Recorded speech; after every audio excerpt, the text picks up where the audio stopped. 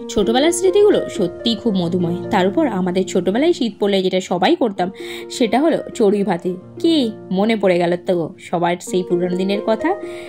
সবাই একে অপরকে মানে বাচ্চাবেলায় আর কি জড়ো হয়ে, এই তুই চাল নিয়ে আসবি, এই তুই আলু নিয়ে আসবি, এই পেঁয়াজ নিয়ে আসবি, এই তুই ডাল নিয়ে আসবি, এই তুই একটু একটু সব তেল নিয়ে আসবি যে যার বাড়ি থেকে। আর জড়ো করা হলে পাতা কুড়িয়ে এনে কিংবা কঞ্চি কুড়িয়ে এনে মাটি খুঁড়ে উনুন বানানো হতো। আর সবাই যেহেতু ছোটো ছিলাম, উনুন ধরাতে গিয়ে চোখে ধোঁয়া লাগিয়ে নাকের জলে চোখের জলে করে ফেলতাম।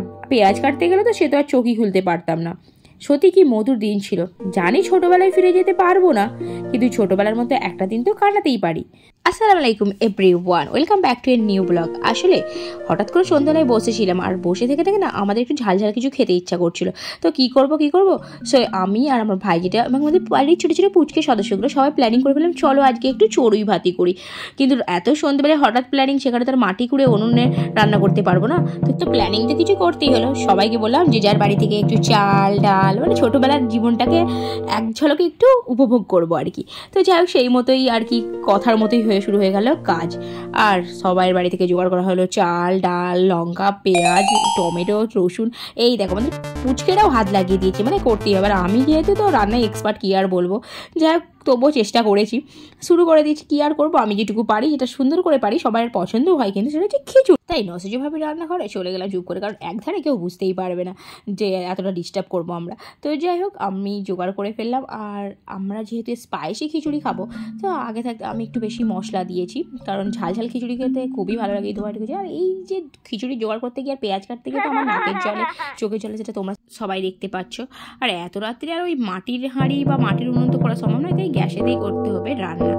আর যেহেতু আমাদের তাড়াতাড়ি ছিল, প্রচণ্ড খিদে লেগেছিলো, আর আমাদেরকে তাড়াতাড়ি করতে হবে, তাই অল্প কুকারের মধ্যেই সব কিছু মশলা টশলা মাখিয়ে একেবারে হাত বেশি করে মাখিয়ে নিচ্ছিলাম। মানে যত এইভাবে ঘষে মাখিয়ে নেওয়া যাবে ততই আর কি টেস্ট হবে খিচুড়ি। তো যাই হোক, রান্নাঘরটার অবস্থা, মানে আমি নতুন রান্নি কি না, তো সেই হিসাবে রান্নাঘরের অবস্থাটা বুঝতেই পারছো। মানে এর মধ্যেই যতটুকু পারি আমি চেষ্টা করেছি করার জন্য। মানে পরিষ্কার করার সময় পাই, মানে আগে আমাকে এটা বসাতে হবে, তারপরে করব পরিষ্কার সব কিছু। তো যাই হোক, ফাইনালি আমার একটা মন থেকে ডিমের রেসিপি বানাচ্ছিলাম, যেহেতু আমাদের হাতে জোগাড় করে কোনো রকম 2টো ডিম এসেছিলো আর সদস্যের সংখ্যা বেশি, তাহলে কিভাবে ডিমটাকে বাড়ানো যায়, তাই আমি একটা প্ল্যানিং করে নিলাম মাথার মধ্যে।